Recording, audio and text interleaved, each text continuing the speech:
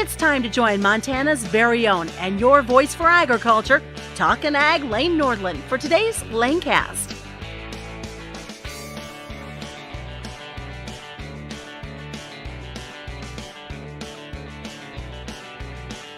Hello, everyone, and welcome back to more agriculture conversations here on the LaneCast Ag Podcast, on our podcast platforms, and also on our streams on Facebook, YouTube, and Twitter. Well, today we have a full show where our special guest joining us at the end of this episode will be farmer Adam Cayko, a sugar beet producer and secretary-treasurer of the Montana-Dakota Beet Growers Association. We're going to be discussing this week's announcement by Sidney Sugars, owned by American Crystal Sugar Company, which is ceasing production of sugar in Sidney, Montana, starting in April. Adam will share the farmer's perspective on things and how they got to the point in which they are at today and what the public really needs to know about the entire situation. So stay with us for the entire episode as we will catch up with Adam and hear more about this important topic up in northeastern Montana and the western Dakotas. Also, we will discuss how the U.S. Forest Service is still pursuing efforts to carry out sniper operations in the Gila National Wilderness in New Mexico, shooting estray cattle. But producer pushback is putting pressure on the agency to not carry out with those efforts. We will also hear from cattle producer Turk Stovall from Montana on his thoughts about the future of the cattle markets. And also we will take a look at what those markets are doing in our local markets here across the West as well. We'll be back with our conversation starting with Mr. Bronson Korn discussing the Gila National Wilderness right after this. Trusted by generations since 1954, Western Ranch Supply is your calving supply headquarters. Either visit one of their stores in Billings or Great Falls or shop online at westernranchsupply.com. Again, a thank you to Western Ranch Supply for bringing you today's conversations on the LaneCast Ag Podcast. Well, as we mentioned, New Mexico ranchers are warning producers across the West that graze on public lands of what they are calling a blatant misuse of the U.S. Forest Service's role in resource management.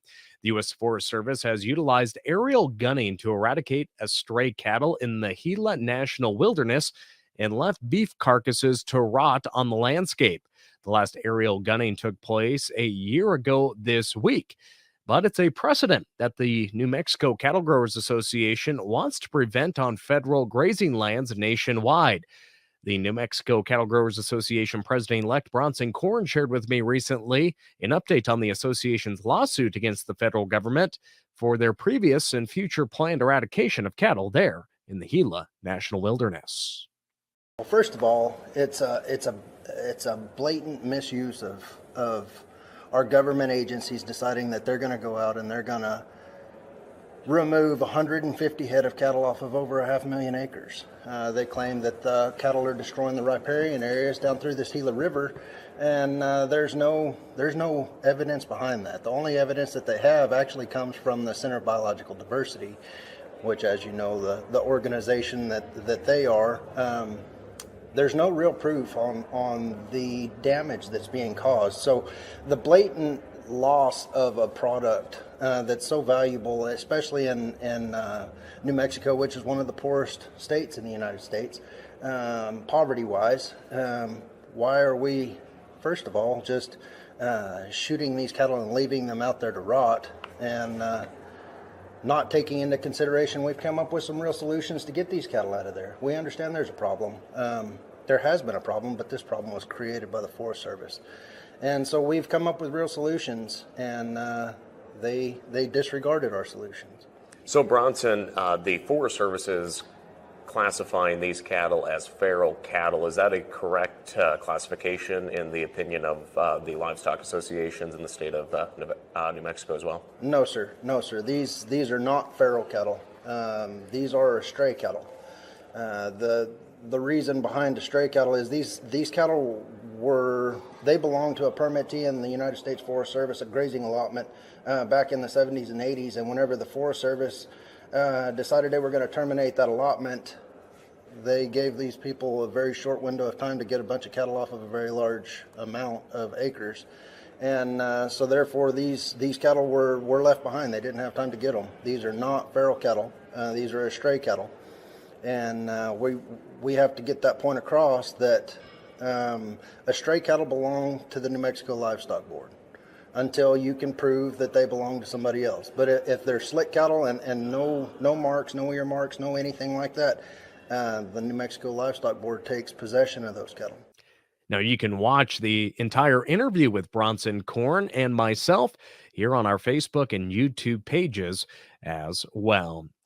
Well, as we mentioned, the cattle industry is entering a pretty good point as we are seeing one of the smallest cattle supplies since 2015 as drought has caused the industry to dig deeper into the supply of feeder cattle and calves. And while the exact path to drought resiliency and relief is unknown, improvements are also expected to translate to moderating feed costs, especially in the second half of this year. That's all according to data from our friends at Cattle Facts. And last week during the Cattle Industry Convention in New Orleans, I caught up with Billings area rancher and Montana Stock Growers Second Vice President Turk Stovall, who shared his thoughts on what the future of the cattle business is looking like. Sure looks like the cow-calf sector is going to start getting back in the driver's seat, and we really need that. You know, especially in our region of the United States, we've gone through some really tough years. This drought has just exhausted a lot of producers, and we've seen it in our area, a lot of mother cows leave the state. And so we do see, you know, there are some operations starting to say, hey, what can I do to keep some of these heifers here? And we're starting to see these heifers come into these backgrounding yards in Montana, and we do think there's going to be some more heifers bred. But input costs and the unpredictability of weather will be a major factor in herd regrowth not only in Montana, but nationwide. Input prices are just a big deciding factor, and it really, obviously, every person's in a different financial position. And I think it's all examples, Lane. I mean, just in our world with our feed yards, we've seen to where some producers, they're breeding heifers, and you know why they're breeding heifers? It's not because they're trying to grow their herd; they're trying to get their herd back. Mm-hmm. And so that's been somewhat of a pretty sobering discussion sometimes. But again, it will take some time to rebuild that cattle herd, not only here in our region, but across the nation. But because of that limited supply, the forecast for the 2023 fed steer price is $1.58. That's up $13 over 2022.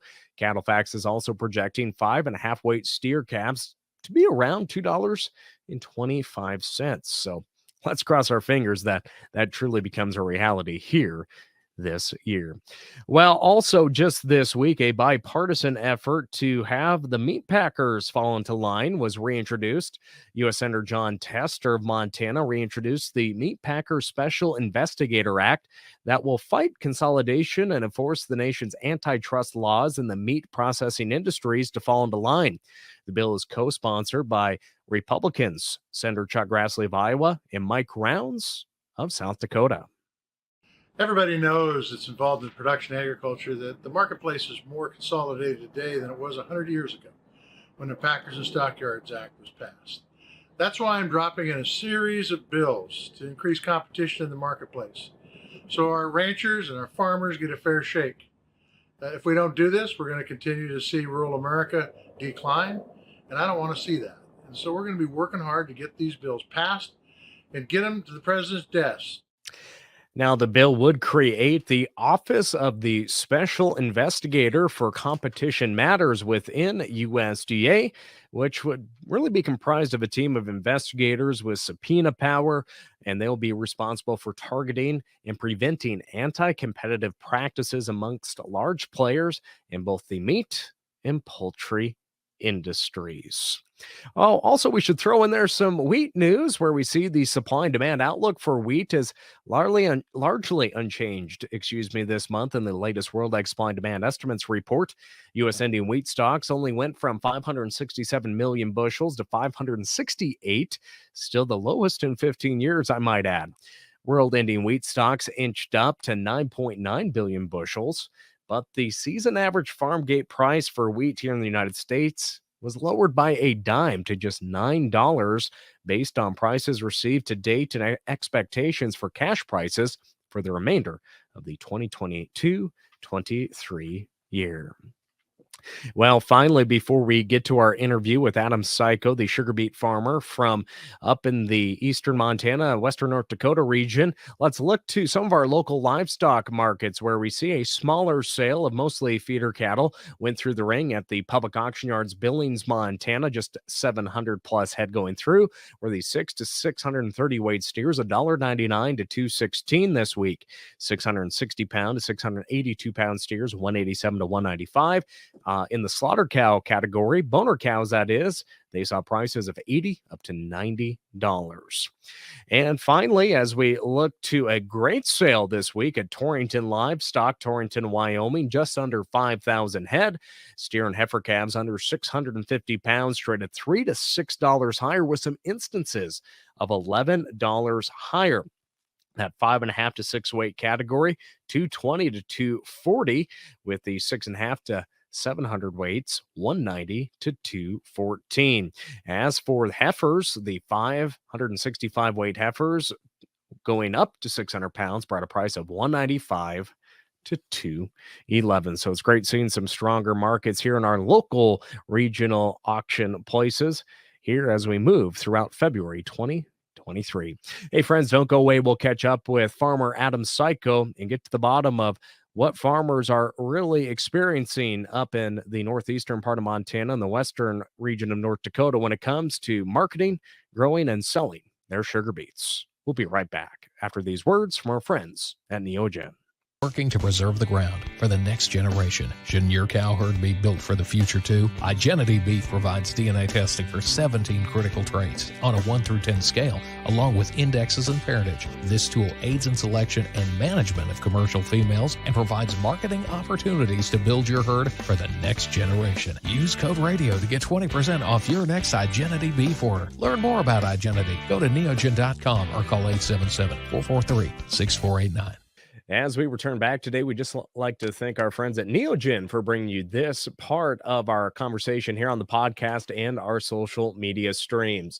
Now, earlier this week, the residents of northeastern Montana and the western Dakotas woke up to the news that Sidney Sugars was going to be closing. Of course, they process sugar beets into sugar there in that part of the country, and that company is owned by American Crystal Sugar Company. Now, this has caused quite a lot of comments and maybe a little bit of confusion out across the countryside, and especially on Facebook, where people may not know the full story. And so joining us here today is a farmer and sugar beet producer from that neck of the woods. Adam Cayko out of Fairview, Montana joins us, and he's actually the secretary treasurer of the Montana Dakota Beet Growers Association board. And Adam, I look forward to learning more from the perspectives of the growers and the grower leaders. But how are things in northeastern Montana today? Well, it's sunshine and not too much wind, so can't complain. Starting to melt off a lot of that snow. Well, we're keeping that wind going over here in north central Montana, and that's blowing our snow away too. But Adam, first off, let's just talk about your family operation there in Fairview and the crops that you produce, and then we'll get into the sugar beet and the processing discussion. But how long has your family been producing crops out there in that part of the world? So my family moved up here right around 1930. So, and that's when we actually came up to farm sugar beets from Colorado. It was part of an operation they had down there. They were going to start a factory up here, the one in Sidney, and they needed sugar beet farmers to move up, and you got a little bit of land as long as you guaranteed to grow sugar beets for them for X number of years. And so that's kind of how we got started. That was my great grandfather, and we're actually right across the gravel road from his old place, and we still farm that same homestead there. So obviously over 90 years of growing sugar beets and being a part of the food supply chain. And this has obviously been a very sensitive subject for producers, for the Sidney community, for the people Yeah. that have worked at Sidney Sugars. So, Adam, can you paint a picture of how we got to where we are today? Obviously, profitability comes into this conversation. You have to be profitable in the countryside growing a crop like sugar beets. And I know a company has to be profitable too. But if a producer is losing money in what they're growing, it's going to be hard to want to plant that crop when there's other commodities you can grow. What has led up to the situation where the contracts just kept getting cut back from American Sugars? Well, I mean, during our negotiation process with them, and it's been going on for, not ever since they first bought us. Those first few contracts and everything. The the time was right. Everything was working, and the factory, you know, still had, some decent working parts, and didn't take a lot of upkeep for a factory being built in 1927 or so. And so, but as time went on, and we started raising, you know more and more tons, that factory that may not have been built for that many tons had to produce that much, to turn a profit on their end. And then you start finding the smaller weak links in the chain, so to say. And that's kind of, that's where they kind of came back to us, as if they wanted to make an improvement in the factory, it was up essentially to the growers to pay for it through our next contract.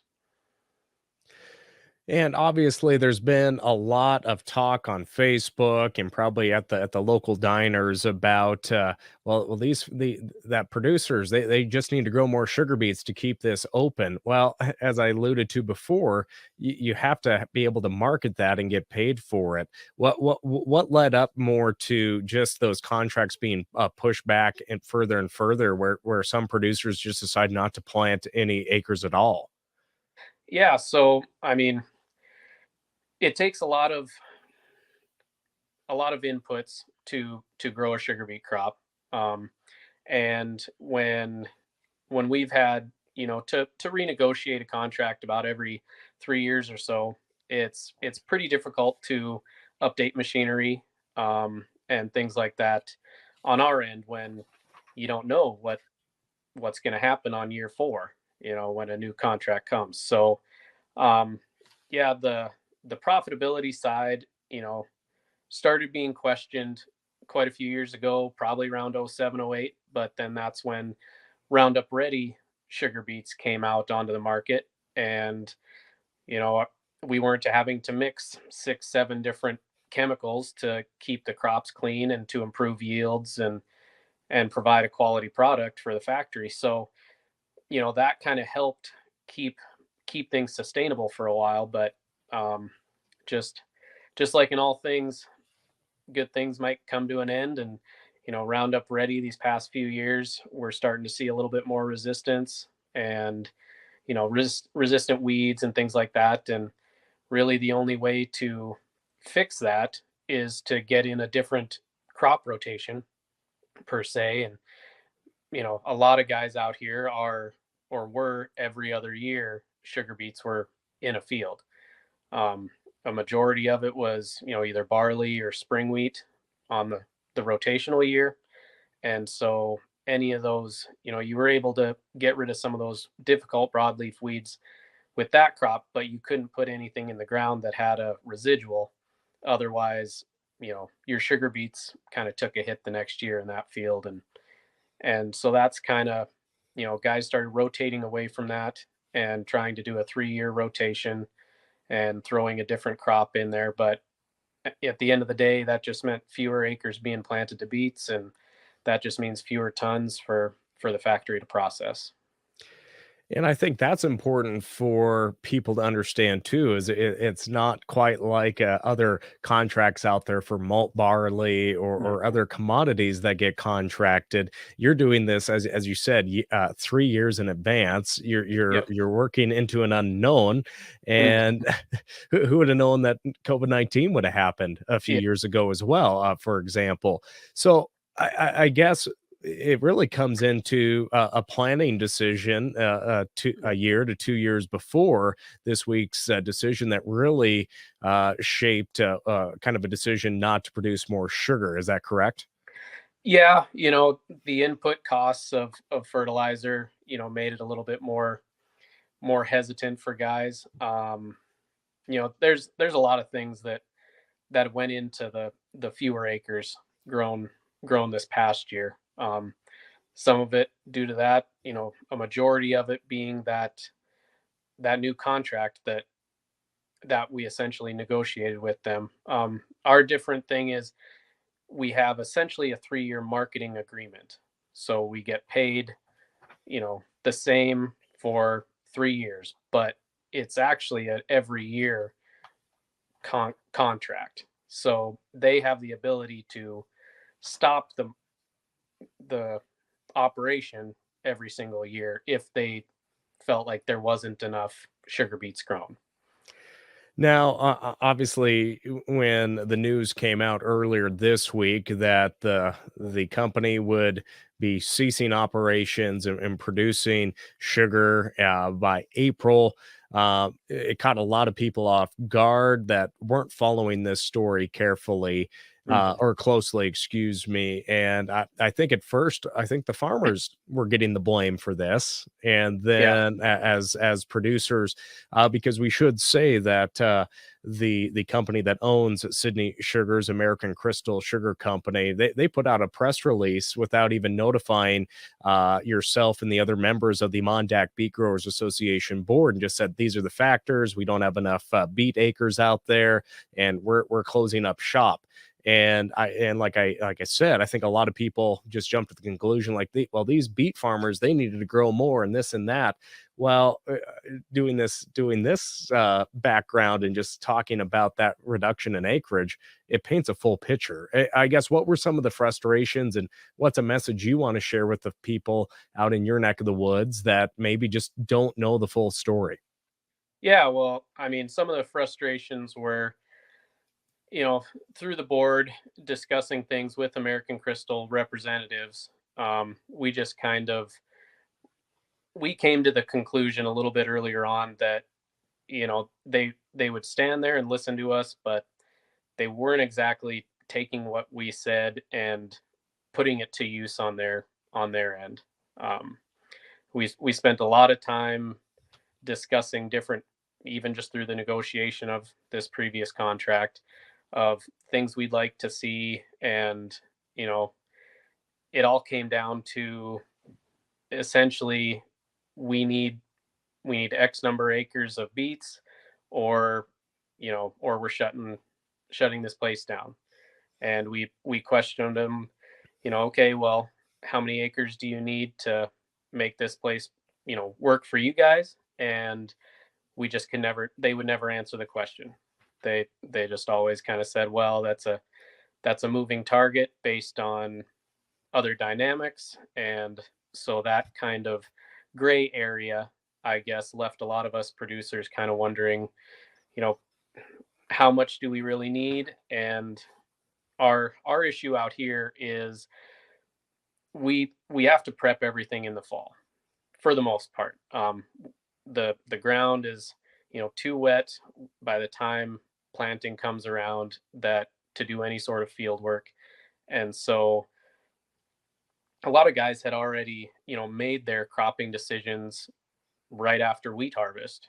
And so, when you have that on top of all the stuff that goes on in a contract over the winter coming into the following spring, there was a lot of risk involved with putting all your eggs into the sugar beet basket, essentially. Mm-hmm. And so moving ahead, obviously, there's a lot of infrastructure in place that producers have put in. They bought a lot of equipment. Mm-hmm. I guess what are the next steps? Obviously, I think of Western Sugar based out of Billings and Wyoming, where producers own that. Has that been discussed?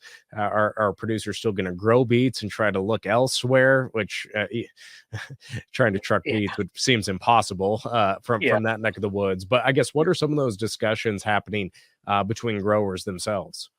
Well, yeah, I mean, essentially on the equipment end and stuff, yes, it's very specialized stuff. You know, you can't use a beet digger for anything else but digging beets. And so, as far as where to go next with all of this, um, there isn't any sort of opportunity to start growing for a different co-op. You'd have to own shares, and like you say, it's a root vegetable that can go bad, and it needs to be processed in a timely manner. And so, yeah, to grow them and to haul them out of here is essentially impossible from a logistical standpoint. With all the equipment, that essentially remains to be seen. Where a lot of guys have already talked to equipment dealers in other areas, but unfortunately, there's going to be so many on the market that you don't know whether or not you should just keep it and wait to sell it, or try to offload it now. So, Adam, was there any talk now or in the past about producers purchasing the factory, or is anyone else is there any other sugar companies out there that would be interested in buying Sidney Sugars from American Crystal and get the plant up and going again, or are they just going to lock the gate and throw away the key? I guess. There's a lot going to happen, obviously, that we don't know about, but what have been some of those previous conversations? Yeah, so I guess to give you a little bit of a backstory on it, when they purchased the factory came with an allotment, and an allotment pretty much gives you the right to sell sugar in the United States.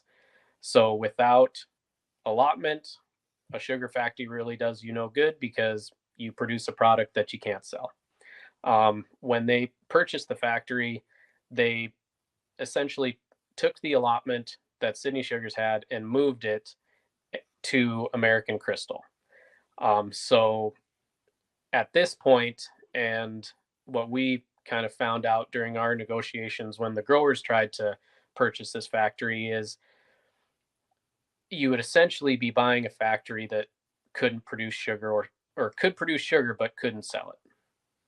And so that's going to be the biggest hurdle, as far as the only company out there that has an excess amount of allotment is American Crystal. Other co-ops don't have the extra, and some even have to lease it or rent it back from American Crystal, who has the extra allotment. So essentially the ability to purchase the factory is about a moot point at this time. So, what have been some conversations with elected officials or agencies out in Washington D.C.? I mean, obviously, this has been the place where you sell your sugar beets. But as a producer, do you feel that this company is taking advantage of a situation with producers in your neck of the woods in terms of having really a chokehold on the supply of sugar and those allotments, as you mentioned? Well, it does make it difficult, to kind of see a way out of this that still makes us sugar beet producers in the end. The We have had discussions with, and we've been keeping up to date the senators and representatives from Montana and North Dakota, because I'm personally from North Dakota, so they've been up to aware of what's going on. But as far as making any changes, it would have to be a very large kind of policy change. And in order for that to happen, the World Trade Organization would have to be involved. And as we've all kind of known for a little while, the World Trade Organization hasn't really functioned and done their job as of late. So to get anything moved through there in a timely manner before the following year, because to my understanding, as soon as this factory is closed for a year, it will not be able to be reopened due to different EPA requirements. So, Adam, obviously, it probably hasn't been fun sitting down at the kitchen table with family and discussing this because there's a lot of heartache. There's a Yep. lot of emotion. Hmm. I guess what have been some of those conversations as your family reflects on 9 decades of growing Yeah. a crop? But I guess what are some of those other opportunities that you're looking at? Because obviously you have the ground, Yeah. but sometimes other commodities, the more that are growing, the more the prices are usually not the greatest either. But Yeah. I guess what have been the family talks, just like so many other families are having in your neck of the woods? Yeah. So, I mean, these family talks or discussions in the shop when we're working on things have been happening for a number of years at this point. I we've discussed different things and tried even branching out, and some guys have tried other crops, and on a few acres, and it helps right now. My view on it is it helps right now that other commodities are high, soybeans, corn, things like that. If we're gonna try them and you know kind of try to figure them out, I'd rather try to figure them out when there's room for profit than try to figure them out when there's very little margin on the other end. So that is kind of a silver lining at this point. And to your other point, we're an irrigated valley, and there's 60,000 acres, all under irrigation. We've grown, super high quality, high yielding crops for a lot of years up here, and that won't stop just because it's not a sugar beet in the ground. So yeah, we're definitely looking for different opportunities and different commodities that we can start producing and getting out to the world. And maybe what are some of those opportunities with other producers, say on the livestock end, because there is quite a Mhm. lot of livestock feeding in that Yep. neck of the wood, thanks to irrigation. Water is a wonderful thing. It's amazing. Yeah. Things grow Yeah. when there's water. I guess. Do you feel that livestock community can help purchase some of that product as well that wouldn't be used Mhm. or marketed that would go outside of the state? Yeah. Yeah. And to that point, there's kind of a hole in that market now because a lot of the cattle producers used beet pulp from the factory, and so there's a lot of guys that are now short on feed, and they will need something to replace that in the future. And that's one of the things that we've kind of done on our operation. We've planted a few extra little smaller fields into alfalfa, and you know, kind of starting longer year rotations with that. But yeah, no, they will definitely become a little bit more of a key role with how we produce things down here in the valley. Well, Adam, it's a difficult time that you and so many producers are going through, but also the employees that worked at Sidney Sugars. And again, I'm not saying this is just an easy conversation, and you and I's chat is going to make the world a better place, and everyone's going to be happy and go along the way. But it's going to take time for producers to market their equipment that they won't be able to utilize, or what future plans will be. And that is the disappointing thing, is the farmers and ranchers have been handed a lot over the past few years, and just trying to keep a family business going Mm. is tough. And whether that is a farm or ranch or a business in your neck of the woods, that's a mom and pop shop that supplies the things that we need in the countryside. But I guess what's a message that you have to the folks there in the Western Dakotas and northeastern Montana, just about the role that agriculture plays, and your hope for agriculture in that region? Well, I mean, my hope is that I can pass it down to my kids, and I think that the work ethic of the farmers and ranchers in this area will definitely make that a possibility. And to all of former factory workers, they've invested a lot of time and effort into that place, and as a grower, that was able to drop their beets off to them, and they made it work the rest of the way. We can't express any more greater appreciation for those folks. They've had to do a lot, and for us farmers, we're still going to be here.